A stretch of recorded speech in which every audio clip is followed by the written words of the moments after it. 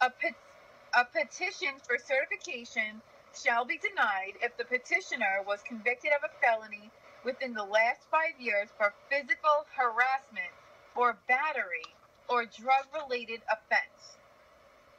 True or false? That's false. It's physical assault, battery, or drug-related offense. Not harassment. Oh, shit, because this says true. Oh, yeah, no, it's physical assault, battery, or drug-related offense. It's physical assault? Yeah. That's wrong. Oh, my God. So it's physical assault. Yeah, not harassment. Oh, shit. All right, because that was... Oh, my God. It's a felony. It's a felony conviction within the past 5 years for physical assault, battery, or drugs. Okay. Then we're going over this. All right, next. Pre-placement investigation shall be made by a blank person. Shall be made by a disinterested person. Yes, disinterested person.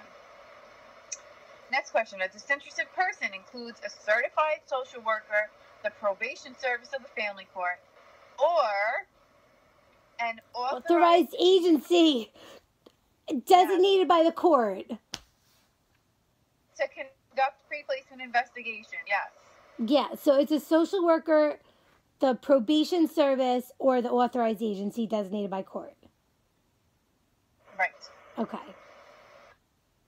Okay. An order granting certification is valid for a maximum of blank months. This is an order. The order granted. The order granting, is this the 18 months? No. Yes, sorry. Okay. Yes, 18 months. Okay. Next. Generally, a conditional order of certification, so the conditional order is valid until replaced by an order of certification or by an order denying the petition, whichever occurs first, but in no event is longer than blank days from the date of the original issuance. Now, okay, so I remember this because the regular order is 18 months, and then the conditional order, you take the 1 and the 8 and put a 0 next to it, and then it's 180 days. So it's 18 months and then 180 days. Yes, perfect. Okay. Provisions regarding certification do not apply to step-parent where the child has resided with the step-parent and birth parent for a continuous period of at least... Is it 3 years? 1 year. Fuck! Yeah, 1. Okay, so step-parent, it's only 1 year. Yeah, is this like when they lose, it's like the parents aren't around for like a year or 15 out of the 22 months? Is that why it's like saying that? It's 1 year? I don't know. I didn't know that it was 1 year. I don't even remember, like we did it 5 minutes ago. I already forgot it. Fuck.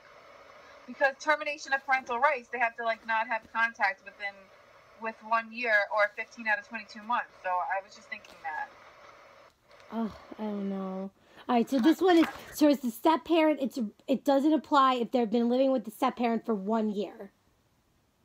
Yeah. And this is different than the pre-adopted parents under 18 resides with the adopted parents for more than 3 months. Yes. There's no waiting period, so that's different than this. Yes. Okay. Okay, and the last one. Generally, a written investigation report shall be submitted to the judge or surrogate within 30 days. Yes, 30 days. 30 days of what, though? After it's ordered.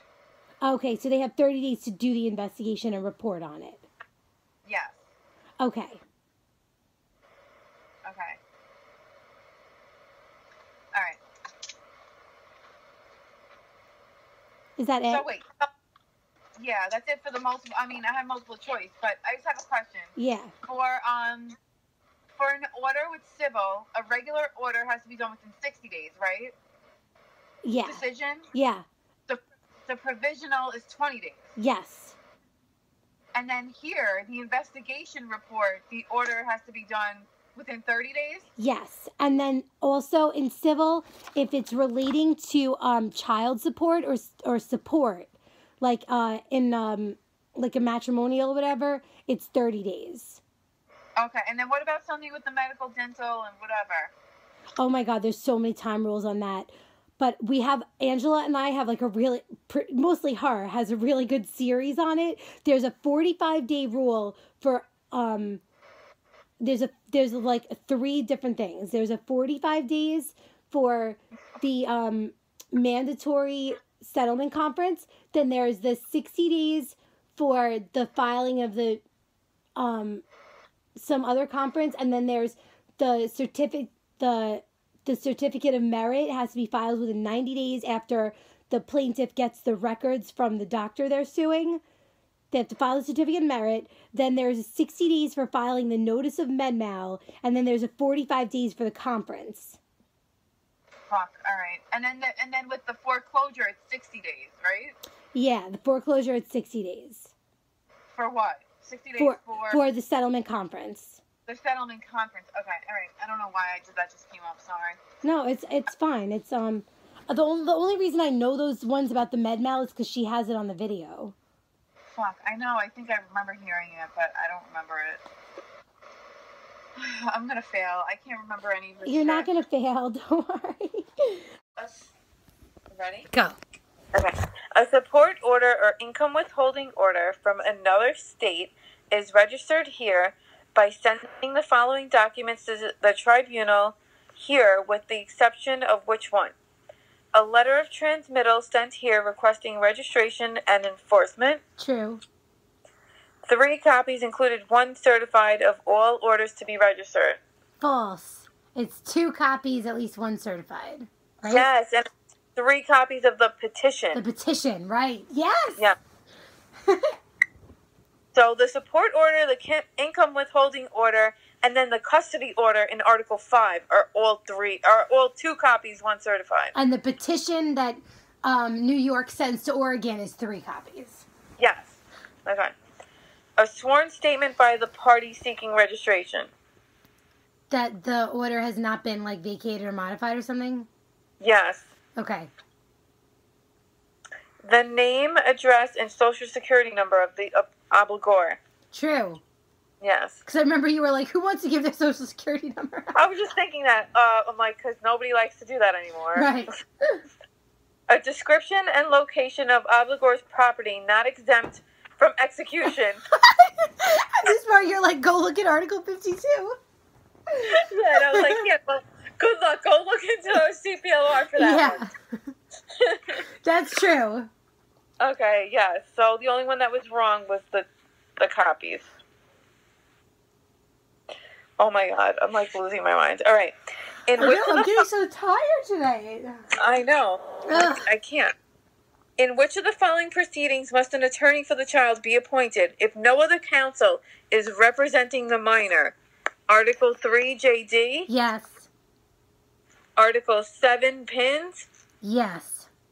Article 10, Child Protective? Yeah.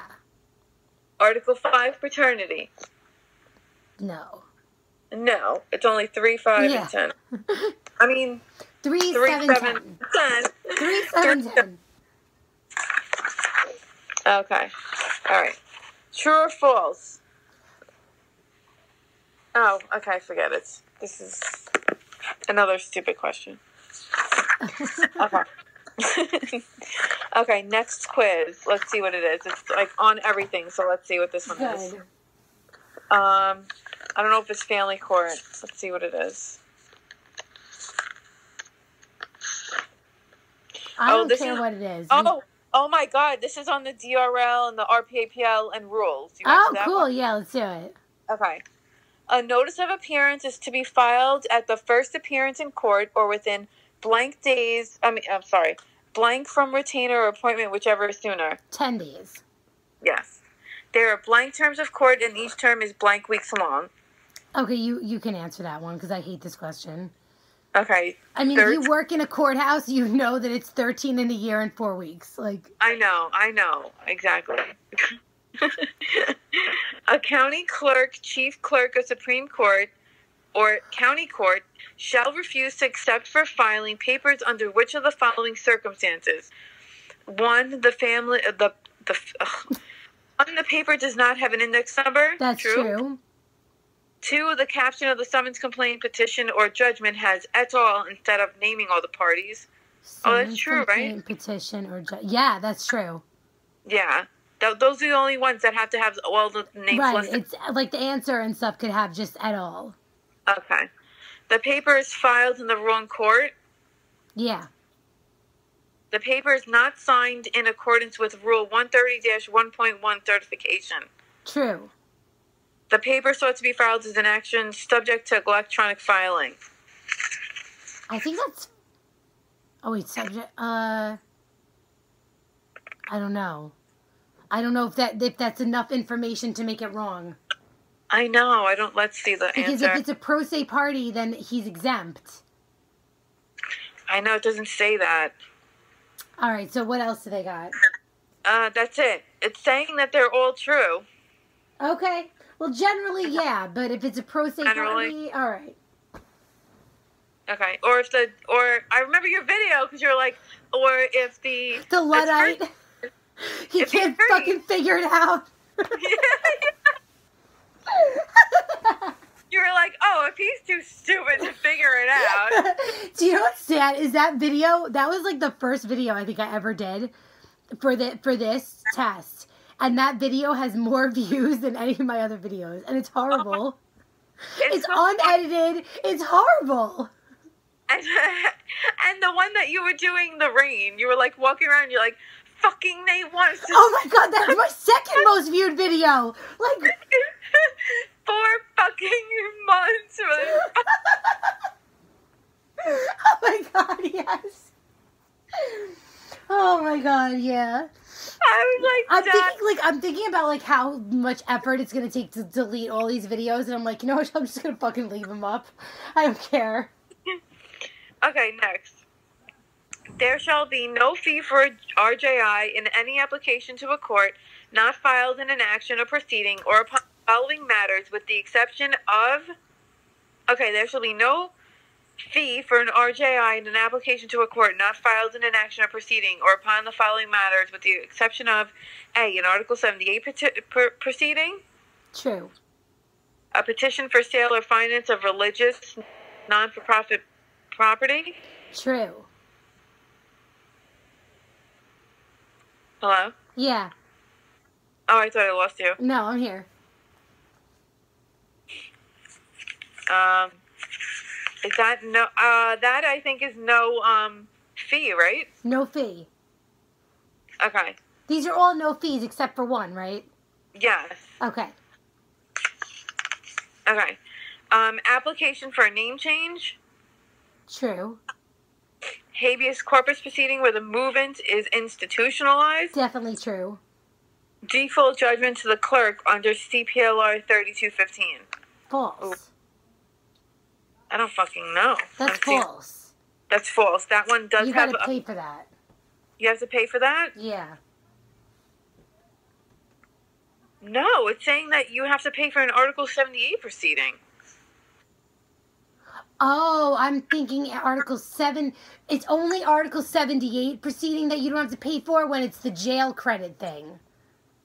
So you do have to pay for that. Generally, you have to pay for it. But then that means you don't have to pay for a default application? A default judgment. It says no to the clerk under CPLR 3215. I didn't know that.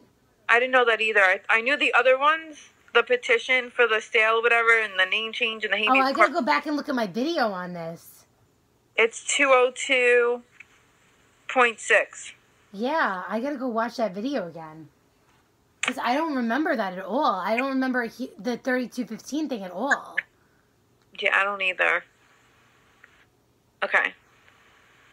5. A calendar that is for actions that have had a pretrial conference or where such conference was dispensed with by the court, but where the actions have not yet been transferred to a ready calendar is known as a...